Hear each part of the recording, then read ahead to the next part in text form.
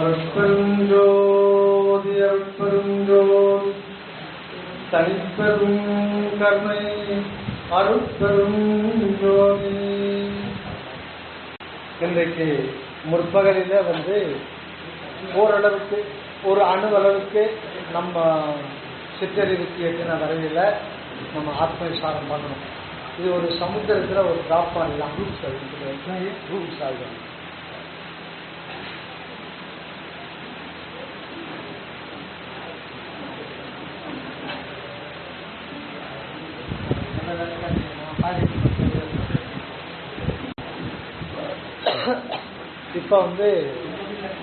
இப்பதான் உள்ளொலி தியான பயிற்சி வரும். இதுவும் நம்முடைய ஒரு பகிர்தல் தான். ஏன்னா பெருமான் அவருடைய அனுபவம் என்ன சொல்றாருன்னா பெருவெளி அனுபவமா சொல்றாரு. பெருவெளி அனுபவம் வள்ளல் பெருமான் சொல்றது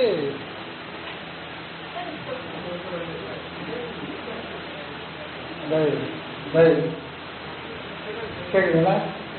வள்ளல் பெருமான் சொல்றது பெருவெளி சார். அந்த வெளி பெருவெளி, வெளிக்குள் வெளியடந்து சும்மா இருக்கும் சுகம். இப்போ இதெல்லாம் ஏன் நம்ம நாலேஜுக்கு வரவழைக்கிறாரு அப்படின்னு நம்ம ஒவ்வொருத்தரும் அறியணும் அப்படின்றதுக்காக தான் பெருமான் சொல்றாரு. எல்லாருடைய இதுவே முதல்ல பக்குவம் அபக்குவம் பக்குவாபக்குவம் பிரிச்சாரு. ஆனா கடைசியில பேரோதேசத்துல எல்லோருக்கும் எல்லோருக்கும் எல்லோருக்கும் அந்த தற்போதும் கற்சுதந்திரமின்மை தன்னுடைய உடல் பொருள் ஆவிய ஒப்படைக்கிறதுக்கு கற்பட்ட ஐயாவுக்கிட்ட அடிமை சாசன விண்ணப்பம் அதை பெருமானாரே எழுதுற. என்னுடைய உடல் பொருள் ஆவியெல்லாம் இறைவா உள்கிட்ட கொடுத்துறேன். இனிமேலுக்கும் அடுத்து எனக்கும் எந்த சம்பந்தம் இல்லை. யாதொரு சுதந்திர தோற்றமும் தோன்ற மாட்டாது. இது ஒரு திருவருள் மீது சத்தியம் இருந்தா கூட தாங்கள் தேவரி அதை அருள் வசமாக்கி அதை உங்க வசப்படுத்தீங்க கம்ப்ளீட்டா. ஏன்னா சொல்ல முடியாது எப்ப ஏமாத்தோம் ஏன்னு சொல்லிட்டு. ஆனால் ஒரு அருள் வசமாக்கி எங்களை இந்த தேகத்தையே நித்திய தேகமாக்கி எக்காவது வாழ்த்தல் வேண்டும். இதோட முடிக்கல. அப்பதான் பெருமான் அவருடைய ஆத்மநிலை எனக்கு அறிவித்தது போல். இப்போ இதுவரையில உங்ககிட்ட கொடுத்துட்டேன். கொடுக்கும் போதுதான் தெரியுது, கொடுத்த பிறகுதான் தெரியுது அது உண்மையில என்னுடையதல்ல உன்னுடையதே தான். அப்புறம் இதுல எது நானும் சொல்லுறேன். இந்த உடம்புல நீங்க எதை நானும் சொல்றேன் அப்படின்னு சொன்ன இப்ப இந்த உடம்புல ஏகப்பட்ட சாமான இதெல்லாம் இருக்கு, பொருள்கள்லாம் இருக்கு. இதுல இதயம் நானா அது என்ன சைக்கிள் இருக்கு, இதய என்ன சைக்கிள் இருக்கு, எத்தனை மணி நேரம் குடிக்குது, அதனுடைய ஃபங்க்ஷன் என்ன, அதனுடைய செல் வேலை தனி. நம்ம உடம்பு 27 லட்சம் கோடி செல்களால் ஆனதுன்னு சொல்லிட்டு விஞ்ஞானிகள் திட்டவட்டமா சொல்றாங்க. அதுல 200 டைப் ஆஃப் செல் இருக்கா. எலும்பு செல் அது தனி, இதயம் செல் அதனுடைய கேரக்டர் தனி, கிட்னி செல் நெப்ரான். ஒரு நெப்ரானை பத்தி படிக்கிறது தான் எம்எஸ்ஏ. ஒரு நெப்ரான் படித்தா ஒரு கிட்னில 10 லட்சம் நெப்ரான்கள் எடுத்துருக்காங்க. 2 கிட்னில 20 லட்சம் நெப்ரான்கள். நெப்ரான்கள்னா நம்ம ஆர்ஓ ஃபில்டர் வீட்டில் போடுறோம்ல அது மாதிரி கிடையாது. ஆர்ஓ ஃபில்டர் பண்றது என்ன பண்ணணும்னா கம்ப்ளீட்டா மினரல்ஸை எடுத்துரும். தேவையில்லாத தேவைக்கு டோட்டலா எடுத்துரும். அதனால நமக்கு முட்டி வலி வரது காரணம் தேவையானது அது எடுத்துரும். தேவையில்லாத கால்சியம் கார்பனேட்டு, மெக்னீசியம் கார்பனேட்டு அது ஓகே. தேவையான அயர்ன் ஆக்சைடு கூட அது எடுத்துரும். அது தெரியாது, அறிவு கிடையாது. ஆனா இந்த நெப்ரான்கள் எப்படின்னா நம்ம சாப்பிட்ட சாப்பாடு ரத்தத்துல கலக்குது. ரத்தத்துல எல்லா அம்சம் கலந்து அந்தந்த பார்ட்ஸுக்கு போது பாருங்க. இறைவனுடைய அற்புதம் நினைத்து ஏன் சொன்னாரு, நம்ம சாப்பிட்ற சாப்பாட்டுல வைட்டமின் எடுத்துக்கிட்டோம்னா vitamin A, vitamin D, vitamin C, vitamin D, vitamin K எடுத்துக்கிட்டா வைட்டமின் டி எடுத்துக்கிட்டா அது நிறைய ரேஞ்சு சொல்றான். அது ஏகப்பட்டது. இப்போ வைட்டமின் இ அது எனக்கு தெரிய ஞாபகம் சொல்றேன். தோலுக்கு சி தேவைப்படும், கண்ணுக்கு ஈ தேவைப்படும். இப்போ ரத்தத்துல மொத்தமா கலக்குது. ஆனா அந்த ரத்தம் வந்து வைட்டமின் ஈ கண்ணுக்கு தான் கொண்டு போகுது. வைட்டமின் சி எல்லாத்துக்கும் தேவைப்படும், ஆனா மேஜர் தோலுக்கு தான் கொண்டு போகுது. கால்சியம் மினரல் அதை எலும்புக்கு பல்லுக்கு தான் கொண்டு போகுது. அதுக்கு எப்படி இதெல்லாம் செய்யுது எப்பயோ தெரிஞ்சுக்கிறது நமக்கு என்ன, அதை பத்தி நான் நினைக்கிறது. அதான் தப்பு. நான் பண்ற தப்பு வந்து இயற்கையினுடைய பேராற்றலை வியக்க மாற்றோம். அதே ஒரு சாமியார் வந்து இப்படி பண்ணுவோம், லட்டு வரும், ஆ ஓ அப்படின்னு போட்டு அவன் காலில் விழுந்து சொத்துலாம் எழுதியிருப்பான், அவன் பெரிய பணக்காரன். ஆனா அன்றாட நமக்குள்ள நடக்குது, அது ஏன் நம்ம யோசனை பண்ண மாட்டோம்? அது எனக்கு ஒன்றும் தெரியாது, டாக்டர் சம்பந்தப்பட்ட விஷயம். நம்ம உடம்பு நடக்குது, நமக்குள்ள நடக்குது. இரும்பு எதுக்கு தேவையோ அதுக்கு தான் போகுது. இப்படி இது ஒரு சிஸ்டமேட்டிக்கா நடக்குதுங்க. அதுதான் அருட்பெரும் ஜோதி. இது எங்கிருந்து நடக்குதுன்னா இங்கிருந்து தான் நடக்குது. அவங்களுக்குள்ள இருந்து இது நடக்குது. அந்த அருட்பெரும் ஜோதியை சார்ந்து கொள்வது, எப்படி சார்ந்து கொள்வது? ஆனா நமக்கு தெரியும், நமக்கு இருக்கிறது தெரியுது. நம்முடைய இருப்புக்குள்ள ஆண்டவர் இருக்கிறாருன்னு சொல்லிட்டு ஞானிகள் சொல்றாங்க. ஆனா அவங்க சொன்னது ரைட்டு தான், ஆனா நான் எனக்கு அனுபவம் ஆகலையே. அப்போ அதை பத்தி தான் உள்ளொளி தியானத்துல இப்ப நம்ம பார்க்க போறோம். ஆக இந்த இறைவனை தியானம் அப்படிங்கிறது என்ன நம்ம பார்த்தோம்னா, ஃபர்ஸ்ட் மனம் வந்து கான்சென்ட்ரேஷன். மனம் கான்சென்ட்ரேஷனோட நினைப்பு மரப்பற்ற தன்மைக்கு வரும். ஆனா உடனே அது வருமானா வராது. இப்ப தியானம் வந்து எப்ப பண்ணனா எஃபெக்டிவா இருக்குன்னு பார்த்தீங்கன்னா, விடியான 3 to 6 வரையில தியானத்துக்கு ப்ரெஃபரபிளான டைம் அது ஆரம்ப கட்டத்துல. நமக்கு தான் அது ஆரம்ப கட்டத்துல. பெரிய பெரிய ஞானிகளுக்கு அதெல்லாம் வந்து அவங்க எப்பவுமே தியானம் அவங்களுக்கு தேவையில்லை, அவங்க பயிற்சியெல்லாம் கடந்து போயிட்டாங்க. நமக்கு தேவை ஒரு சாதனம் இல்லாம சாத்திய நிலையை அடைய முடியாது. ஒரு பயிற்சி வேணும். ஒரு போலீஸ் கான்ஸ்டபிள் ஆகணும்னா கூட திருச்சியில செலக்ஷன் ஆன பிறகு 6 மாசம் திருச்சியில பெண்ட் எடுப்பான். அதெல்லாம் பார்த்துட்டு அப்புறம் தான் போஸ்டிங்க்கு வரணும்.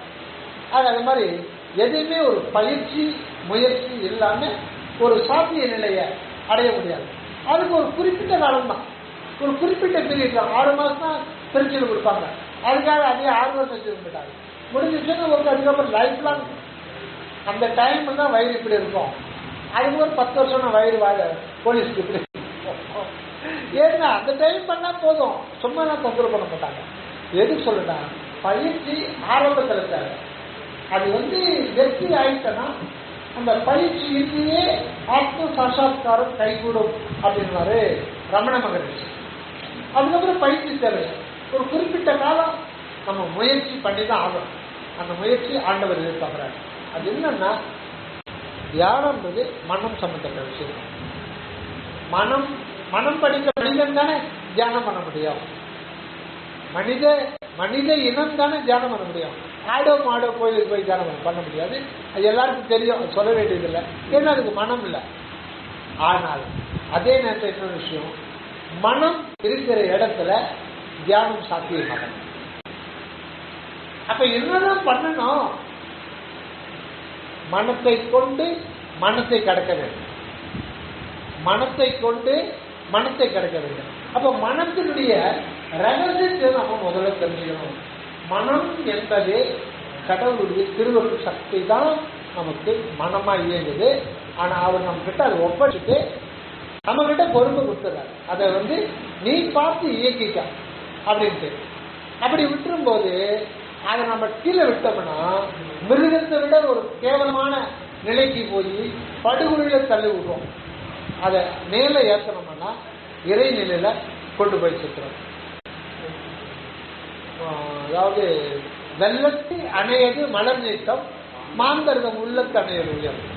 அதாவது நைட்ல ஜோன்னு மழை பெஞ்சா அந்த தாமரை பூ வந்து தாமரை பூக்கு மட்டும் அந்த ஒரு இது அந்த தண்டு அதிகத்தை மாதிரி வளர்ந்துருக்கலாம். நம்ம பார்க்க முடியாது. ஒரு நைட்டு ஃபுல்லா மழை பெய்யுது, 8 மணி நேரம் சொல்ல அப்படியே வந்துட்டே இருக்கும். ஆனா அது மூழ்கிச்செல்லாம் மூச்சு விட முடியாது. அதனால இறைவன் பாருங்க, தாமரை பூக்கு மட்டும் அப்படியே அது கொஞ்சமா அது மூழ்கினாலும் திருப்பி அந்த முயற்சி அது வெளியில் வந்துடும். அந்த சுவாசிக்க முடியாது. அந்த மாதிரி ஒரு முயற்சி வெள்ளது. அதுக்கேற்ற எப்படி அது வருதோ அந்த மாதிரி நம்ம மாந்தர்கம் உள்ளத்து அணையது உயர்வு. நம்ம எந்த அளவுக்கு மனதை கட்டுப்படுத்த முடியுமா? அப்ப எப்படி தியானம் பண்ணுவீங்க? மனதை அடக்கவோ கட்டுப்படுத்தவோ முடியாது, கஷ்டம். இப்போ நிறைய தியான முறைகள் வந்துச்சு. என்ன பண்றாங்க, வரலாறு போர்டு போட்டுருவாங்க. வரலாறு பேரை போட்டு வாசி யோகம். என்ன ஆதாரம்? வாசி வாசி என்று வைத்தால் வெள்ளியில்லாது, அந்த வாசி என்ன பேசி கொண்டால் வெள்ளியில்லாது. வரலாறு வாசி தான் சொன்னாரு, வாசி யோகத்தை சொன்னார். எதனா ஒன்று பிடிச்சிட்டாங்க மலையாள. அப்புறம் குண்டலினி தவம், சுவாசத்தை கவனித்தார். சுவாசத்தையே கவனித்தார்.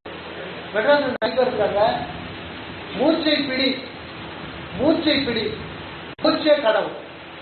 வரலாறு பேட்ச் போட்டு வைப்பாங்க. அவங்கவுங்க என்னென்ன தோணுதோ அந்த மாதிரி செஞ்சுருக்காங்க. வரலாறு சொன்னார் தியானம். சில பேர் எண்ணத்தை கவனி, நீ எண்ணத்தை கவனிச்சே இருந்தா அப்புறம் எண்ணம் இல்லாமல் நமக்கு எதுக்கு அந்த வேலை? நீ உன்னை கவனி, நீ யாருன்னு பாரு. அதுக்கு அது எண்ணங்கள் அதுவா போயிடும். நம்ம எதுவும் மனத்தை பண்ண வேண்டாம்.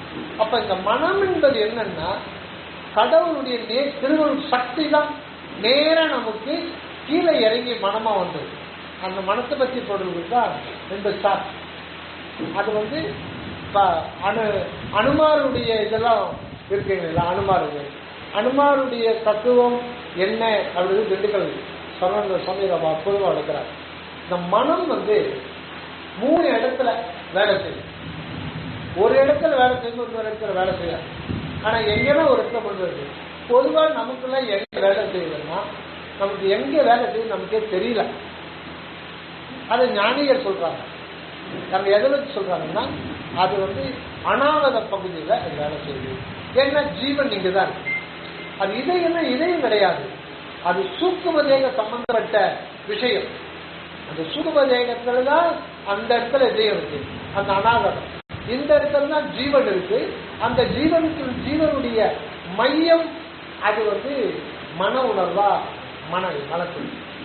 அது புறச்சார்பு கொண்டு உழலும் போது இதை அனுபவிக்கணும், இதை செய்யணும், அது வேணும், இது வேணும்னு சொல்லி வெறுப்போட இந்த உலகத்துல உழந்து கொண்டே இருந்து பழகி போயிட்டது. ஒரு நாளைக்கு 1000 எண்ணங்கள், ஒன்றை பட்டம் ஒன்றை விட குரங்கு மனங்கள்ல குரங்கு. இந்த இடத்துல காட்டு குரங்காக இருக்கு. இந்த காட்டு குரங்க இந்த இடத்துல கொண்டு வரணும்னா அது அலை மனம் கலை மனமா மாறும். கலைன்னா இங்க சாதாரண கலை, அருட்கலை. உருவம் கலை நடுவே விளங்குகின்ற கற்பூர விளக்கு. கலைனாலே ஒரு கல்வி. நம்ம என்ன கல்வி கற்க போறோம்? சாதா கல்வி. அதுதான் உண்மையான கலை. அந்த கலை கற்பதற்கு உரிய இடம் ஆக்கினை பீடம், ஆட்சா பீடம். இந்த இடத்துல ஆண்டவர்கிட்ட நேயத்தோடு நிற்கிறது ஆஞ்சநேயர். ஆஞ்சா பீடத்துல கடவுளிடத்தில் நேயத்தோடு நிற்பவன் தான் ஆஞ்சநேயர்.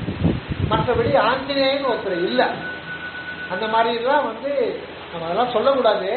ஏன்னா யூடியூப்ல போட்டோம்னா அப்புறம் சண்டைக்கு வந்துடும், எப்படி நீ சொல்லலாம்னு சொல்லிட்டு. அதனால ஆஞ்சநேயன்றது நாம தான். அந்த மனம் இங்க வந்துருச்சோன்னா அது காற்று தத்துவத்திலிருந்து சத்துவ நிலைக்கு வந்துடும். அதுக்கப்புறம் இதோட இது தற்காலிகம் தான். இந்த இடத்துல வச்சு தியானம் பண்றது தற்காலிகமான ஒரு இடம். இது நிரந்தரமான கிடையாது. ஒரு 6 மாசம் வச்சுக்கலாம், இல்ல 1 மாசம். அதுக்கடுத்த ஸ்டெப்பு தலைக்கு நடுவுல போயாகும். அங்கதான் நிராதார நிலை. அங்கதான் நம்முடைய உண்மையான நித்தியமான ஆத்மஸ்வரூபம், உண்மையான ஆன்மஸ்வரூபம். அந்த உண்மையான மனிதனை பார்க்கவே முடியாது. என்ன ஒரு அணு வடிவினர், இதான் வரலாறு சொல்றாங்க. அந்த அருள் என்கின்ற ஒரு அணு, அதுதான் நம்முடைய உண்மையான வடிவு. அதுக்கு ஆதியும் இல்லை, அந்தமும் இல்லை, முதலும் இல்லை, முடிவும் இல்லை. அதுக்கு அந்த இடத்துல நினைப்பு இல்லை, மறப்பம் இல்லை. எக்காரும் ஆனந்தம் தான். சதா ஆண்டவருடைய இருக்கே ஆனந்தம் தான். அந்த ஆனந்தத்தை சதா எத்தனை கோடி கோடி கோடி ஊழி காலம் ஆனாலும் அதுக்கு தடையே இல்லை. அந்த ஆனந்தத்தை அளிப்பதற்காக தான் நமக்கு இந்த மனித தேகம் கொடுக்கப்பட்டுள்ளது அப்படின்றது. ஆக இந்த